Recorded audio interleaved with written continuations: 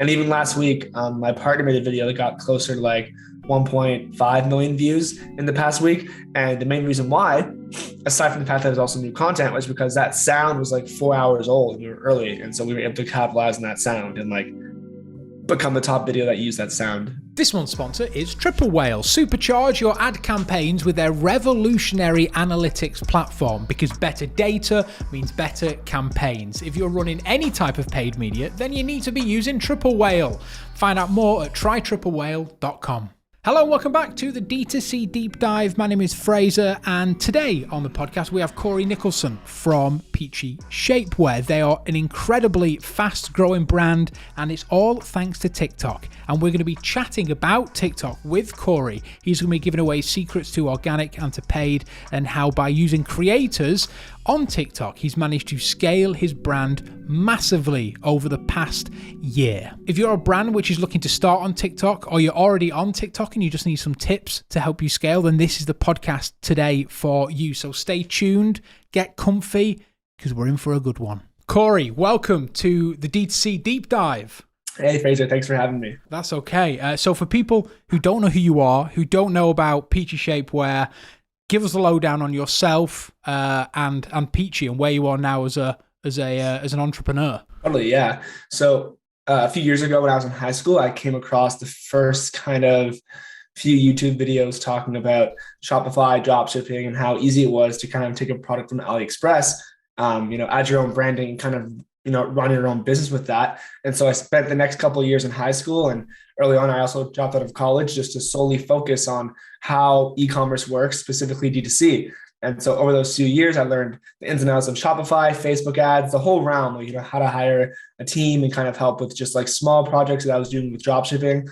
And nothing hit too big. Of course, there was some small wins and some small losses, and all in all, it came out to be okay. And I was able to quit my job at McDonald's.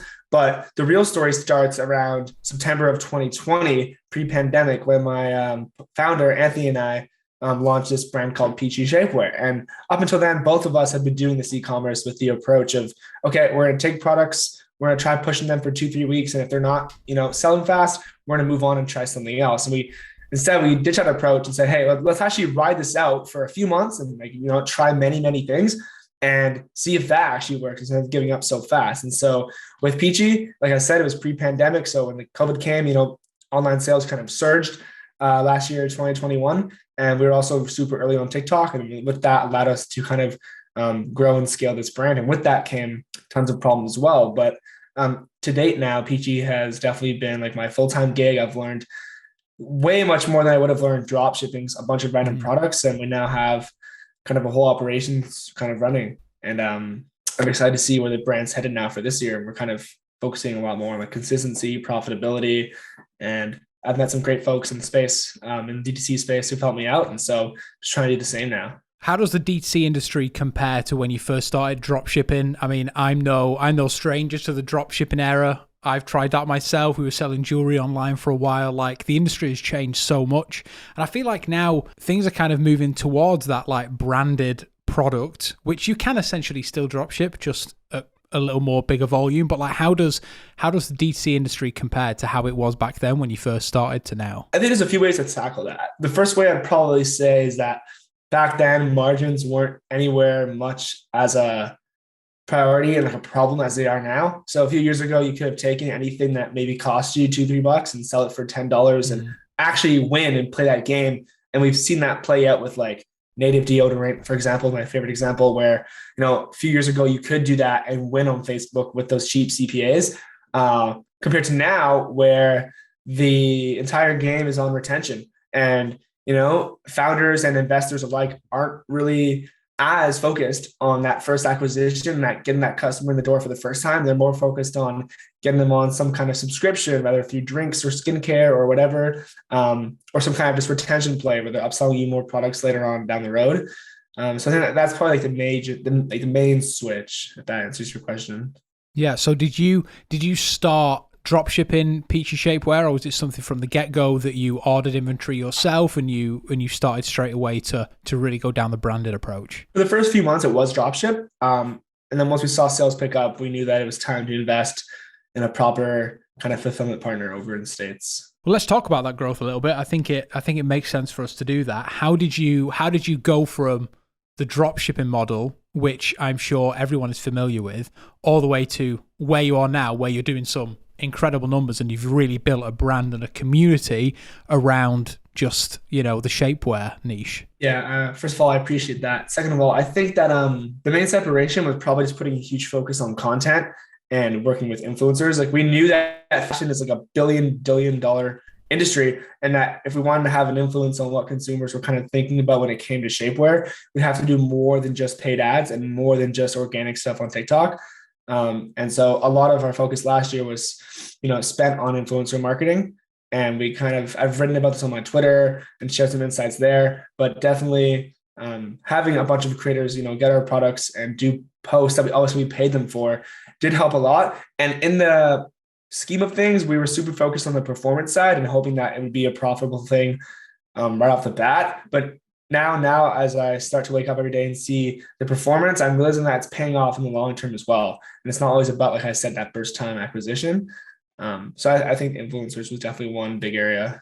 Yeah, and is that something that you'd, I guess, kind of the influencer sphere has kind of changed a little bit now? It's not necessarily just influencers being people with a big following. It's now just normal people that can create really great user-generated content. Have you started to use more of those people and less of the people that have a massive following and they're selling that following along with the content? Yeah, you're exactly right. I would say so for sure. I think last year it was a lot more in favor of like creators with larger followings and paying them to get the views and the reach. But nowadays it's more on the side of creators who are just really good at making content. Yeah. And forming a long-term relationship with them. Yeah. And with that content push, TikTok has been massive for you. It's been one of the major kind of driving forces. Yeah. What have you found has been working for you in terms of content, like influencer UGC content on TikTok? I think TikTok probably brings in around 70% of our revenue, maybe higher. Wow. It's definitely, it's a huge channel for us.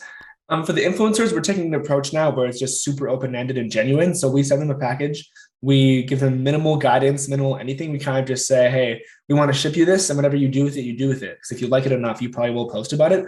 And with that, we see all kinds of different content, but generally like that before and after, like try on haul style is what kind of works best. Specifically for us, one of our best sellers is also really well suited for brides. And so whenever we have a bridal creator kind of post something, we see, typically good engagement there. And then taking all that content, all that fresh new content that our page has never seen before, and uploading it is also like probably the biggest gold nugget we've learned all year. Because in the past we would just kind of reuse the same videos as much as possible and put so much focus on like the hook or the hashtag or the captions. And those are all like layer 2 kind of factors in my opinion. And like the layer 1, like to make the main fundamental factor is just pumping in fresh new content, new faces, new anything to just your page. Yeah. Have you found like using like influencer mashups, like UGC mashups, like mashing up all this content that you have together into one video? Has that deemed like good results for you? Or have you found like focusing on one person and one person's story performs much better for you? What you said definitely does well on Facebook ads, like combining like a lot of creators in like the first couple seconds or whatever as a scroll stopper. But for TikTok, it's much more focused for us on like one person in the video, usually 1 or 2 max. Yeah. Let's talk about you scaling and the problems that you've had, because every single brand owner I talk to, they normally have the same issues with stock and, and ad spend and things like that. What are the main struggles which you had when you decided to start scaling Peachy? A lot of them were probably common. Like nothing here was too extreme, aside from the fact that we were both 2 20-year-old founders who invested like very minimal capital of our own up front. And so there's many ways to tackle the whole inventory problem. Like obviously we were selling out much faster than we were buying. And so we need to find, effective ways to kind of, have cash in the bank to help us fund that. And so we did find a way with that, but that definitely took a long time. And as time went on, we worked with those partners, we had to kind of rework things, just make sure it was always in our favor. But aside from keeping up with inventory, I think the second part was probably just making sure we weren't overspending too much on who we were working with, like agencies, virtual assistants, all that good stuff. It can really add up. And I think that I've written about this as well, where like, I think a lot of founders will kind of have like fluff marketing and like fluff agencies involved in their company just to kind of make it feel like you're putting the capital to work when you really don't need them. If that makes sense. So we realized last year, like a few of the agencies we worked with in 2021, we were spending X amount and the ROI was kind of just like X amount. And we realized, okay, if we got rid of them and someone else took this over, or I took it over, like how much more different would the performance be? And so we experimented and actually ended up being better for us just to kind of keep burn lower, headcount lower. How have you found dealing with the financial options that are kind of available at the moment? How have you managed to pick the right one for you? Were you picking people that were wrong for you? Like, what are your main learnings from that? Because I'm sure there's a lot of people listening that might be in a similar situation. They need some more cash in the bank in order to scale. Like, what have you found the best way to go about that is? For us, I think the main kind of area we had to improve on was we had an influencer agency helping us, and then we had an email agency. And for those two approaches, you really just have to zoom out a crap ton and just look like, net, I've invested this much in this person for X period, at least like a quarter, like give them a couple months. Has the ROI been positive or where I want it to be? Like just net, inclusive of all fees, all revenue they've made for you on a performance basis, et cetera. Mm-hmm. And if they're not, then you kind of have to decide, do I have enough time to get rid of this person, save the couple thousand a month and take it over myself, or hire someone cheaper? And from there, you kind of make a decision. That was kind of the way I was put into it. And so I was fortunate enough to kind of have enough time and like prior experience to take it over again. Those skills that you have the ability to just pick up and do this stuff, this must have come from when you were dropshipping, right? Because when you're dropshipping, you're essentially doing everything from your email marketing to your creative. Have you found that the reason you can do that is because you already have all those skill sets in place? I believe so, but I didn't really learn anything about Klaviyo until I started this brand. And so, of course, I think one other huge thing was like working with the agency also allowed me to see the ins and outs of how everything worked and how they implement things. So I could then kind of take over it myself. So I feel like that's one point I missed out on, like a really good agency, really open and transparent to working with you and almost make it easy to bring things in-house if they ever do part ways from you. I read on your Twitter that you had 500 orders just vanish. Right? Tell me about that, because that seems like the most terrifying thing ever. It was really terrifying, and I lost a lot of sleep. And that was probably the turning point to when we took fulfillment from China, because we were drop shipping to like the US. And it was definitely a mistake on our end where we just realized, okay, look, we're doing a lot more revenue than what they expected. And these people are not a fulfillment center. Like they're going to ship us our products to a 3PL, but they're not really a fulfillment solution. And we were kind of treating them as one. And so a good like 600, 700 orders went missing around this time last year. And customers were obviously livid. Tons of refunds were issued. We had a bunch of VAs stocked up to help with customer support. And that was probably like one of the biggest storms we've had at the company for sure early on. Was just like, we were super excited. Everything's growing fast. We forgot. And then with China and COVID and like, it's really easy for somebody to go missing these days at the ports.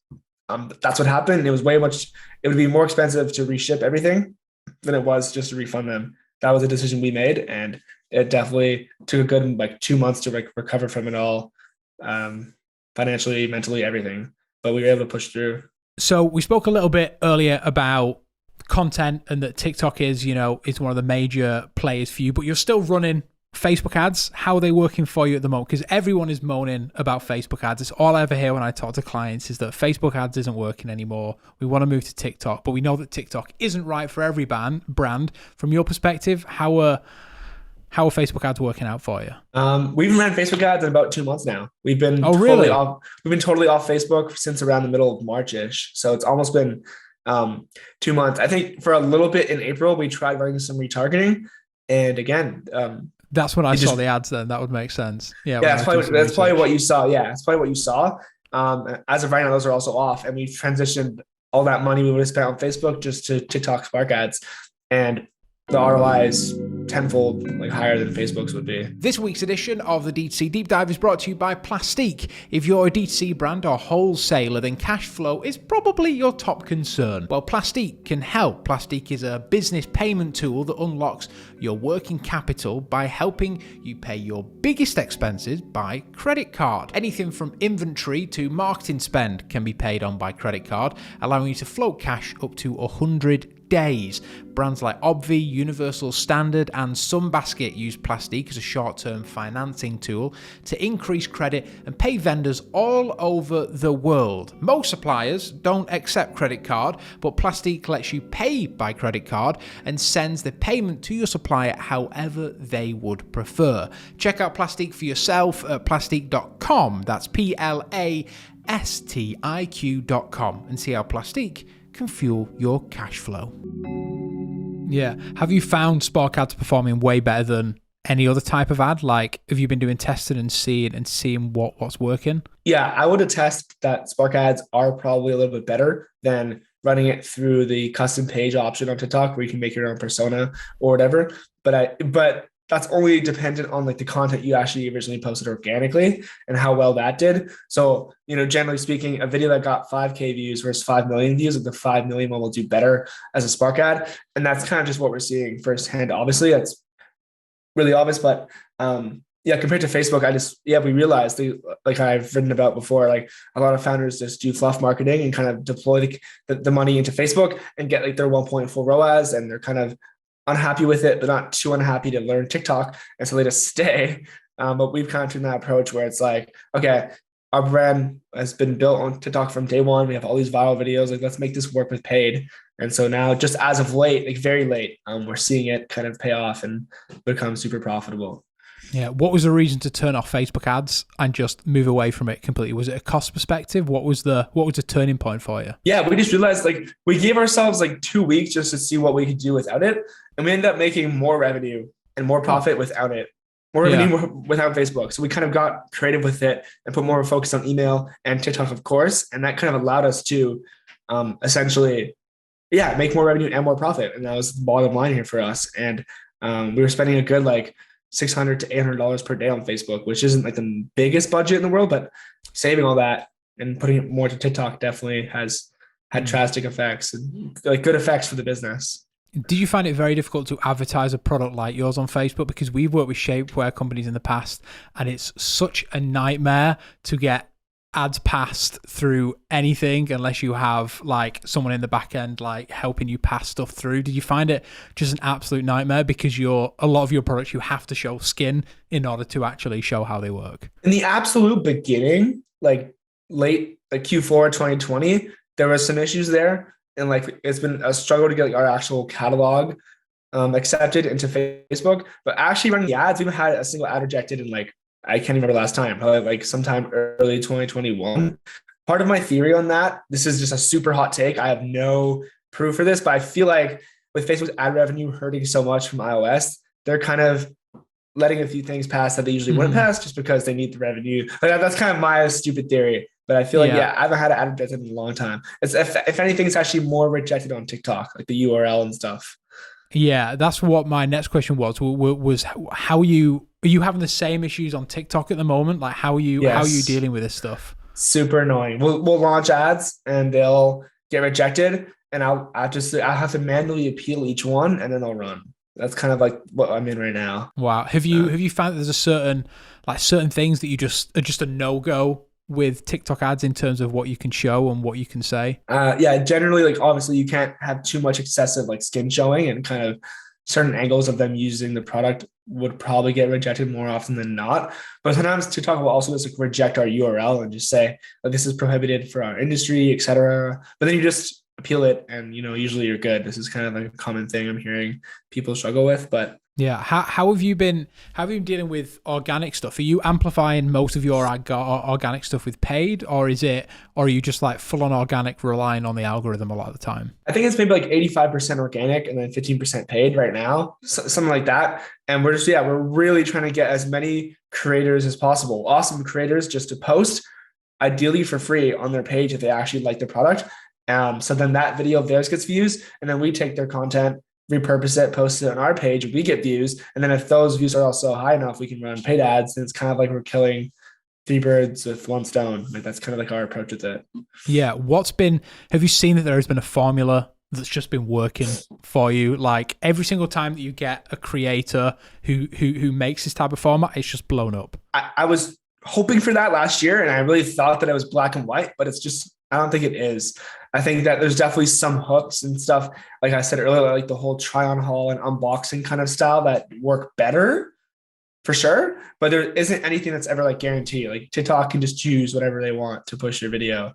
But I think one thing I've noticed that if there's a creator who's typically been getting lower views and then their views are higher all of a sudden, same with Peachy's page. If our views have been at X, now they're increasing every week. Like your page is kind of hot in TikTok's eyes, and so they'll just generally give you more views. So I guess that's kind of one thing we noticed. Like if the page is hot, like you're probably more likely to go viral for that same video as if your page wasn't hot. But other than that, I don't think there's too many kind of just guaranteed hooks besides like, yeah, facial expressions is definitely one of them that we saw work really well. Like when people are first trying it on and how they react, if they're super calm and not really, exaggerating it much and they're kind of just like bland, then obviously that won't perform as well as someone who's yelling at the camera with their eyeballs open and kind of hooking someone from the start. Yeah, amazing. So have you you posted a video which has been one of your most successful ones so far, which was the Superman of bras. Like why do you think that worked so well? Because it's the simplest video that I've ever seen, and yet it blew up. Like why? This is the thing about TikTok is I love it, but I don't understand it sometimes. It seems to confuse me so much, so many times. I've spoken about this one before. It's definitely fun. I remember coming up with the whole Superman of bras hook. Generally speaking, I think that video just worked for two reasons. And fundamentally, it comes back to number one, like the whole layer one kind of framework where it's like that was brand new, fresh content that we had barely used before. And so that definitely helped TikTok push it out to new people. And then all of our layer two like factors came into effect, like the hook, which I obviously nailed, and the sound happened to be trending. And even last week, my partner made a video that got closer to like 1.5 million views in the past week. And the main reason why, aside from the fact that there's also new content, was because that sound was like 4 hours old and we were early. And so we were able to capitalize on that sound and like become the top video that used that sound. Yeah. Have you found it hard being males in a female product industry? Like that must be incredibly difficult. Like not only from the fact that you can't just go and make some content yourself just to kind of like fill in the gaps, but like also like relating to women, like, because I mean, it's difficult, right? Like how have you been dealing with that? That must be really difficult. It's definitely not been easy. So to your point, it'd be amazing if we were able just to film content for this ourselves in the beginning and just fill those gaps. But I mean, all in all, it just like, any opportunity we can get if we're in a mall together and we see girls like fashion shopping, we'll chat with them for a bit. When we used to hire agencies and work with people, we made sure like a lot of them were female and kind of had a passion for fashion to some sort. And so that kind of stuff helped us a lot. And we've been fortunate enough to have vendors over in China who have pretty good English and always send us reports on like what's doing well and why their sales were this for last year, and kind of just overall examples of the product that otherwise, we wouldn't have known about, like the super small feature that we have no idea about, girls care a ton about. And so that really helped us in the beginning. And just listening to customers. We have like a type form survey that goes out to customers after a certain period of days. And just reading all those every morning, like while drinking coffee, it just gives me a ton of insight on like things about the item I may have never known about, or like small things that I didn't care about that they care about a lot. And it allows us to kind of change our marketing, change our descriptions, etc., to kind of, help them relate better and convert. Yeah, it's definitely so. I think market research is so important, and those, those post-purchase surveys, all that stuff is so important to help understand your customer. Have you found have you implemented quizzes in TikTok? Because this is like the hot thing on Twitter. It's all I ever see hot. that implementing quizzes into your ads. Have you tried that? Is that something that you've done? Have you seen success? I haven't tried it yet. I did speak with Octane AI, and we're probably looking to rolling something out in the summer, maybe. I think that's a lot of where e-commerce is like headed for sure. It's like interactive kind of things for the consumer to get better and get better recommendations, better whatever. So I mean, I think quiz form is probably the best way for us to go. But as of right now, today, May 11th, we haven't tried anything too close to that. Yeah, and what's next for Peachy? Do you have your eyes on like new products that you're looking to implement? Do you have new ways to engage people on TikTok? Do you have plans? Like what's next? I think that in the summer, like very soon, like we're talking to our vendors right now, we might release like a small swimwear line and see how that kind of does, because we had plans to do that last year, but we were kind of cleaning up a ton of stuff and everything was going too fast and we didn't end up doing it. But I think swimwear could come out sometime this summer. So keep your eyes out for that. And other than that, it just means getting our hands into as many content creators as possible. So if you're a female content creator, you can hit us up on Twitter, anywhere, and we'll take care of you. And we just want as many of you to kind of enjoy the product, share it, and,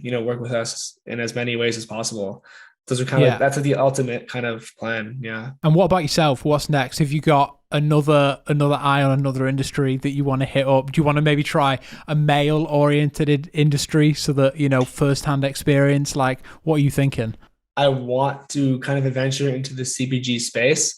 I have yet to do like much research, but I've seen far too many brands use kind of like the same formulas for like their beauty products or like lotions or whatever, shampoos. And so I kind of think that there's still room to innovate there. And other than that, I'm just an overall very fit guy. I'm training for a race that I have in Calgary in August. That's a 60-kilometer race. So I've been training for that for quite a while and kind of just making sure I'm physically and mentally fit. And whatever comes across my plate comes across. But PG is still like the main gig for sure. And then there's a ton of like small things I do on the side. So before we go, we ask all of our guests the same question. If you could use one advertising platform for the next 5 years, what would it be? I think I know the answer. It's probably going to be TikTok, but correct me if I'm wrong. It's actually Pinterest. No, I'm just joking. I'm joking. Okay. It would definitely be TikTok. I think it's definitely the future. And a lot of brands, again, I'm kind of more biased, and I think fashion's like a huge industry that belongs on there. But I think all in all, like net in the next 5 years, a lot more brands will be on there. And I think that if you have any kind of, belief that your brand can work on TikTok, that if you spend half as much time and money as you do on there than you do with Facebook, most likely, then you'll probably see the ROI if you just give it the time. That's kind of like my closing note for sure that I almost always say on every podcast or tweet or newsletter, is just like TikTok is most definitely going to work for you if you give it like the time and money, and don't be so like just like bearish on it. Yeah, amazing. Well, it's been a real privilege to have you, Cory. Thank you so much for your time. I'll let you get on with your day now. Good luck with everything you do. If people want to check you out, follow your journey, what's the best place for people to follow you? You can find me on Twitter. My handle is Cory N CEO. And I just really appreciate you having me on the pod. And that's it for the DTC Deep Dive this week. Thanks very much for watching. As always, be sure to rate us 5-star on whatever platform you are listening on. If you're watching us on YouTube, then hit subscribe. And if you aren't watching us on YouTube, what are you doing? Because you can put a face to the voice. Thanks very much for watching and listening. Have a fantastic week ahead, and I'll see you soon. Bye-bye.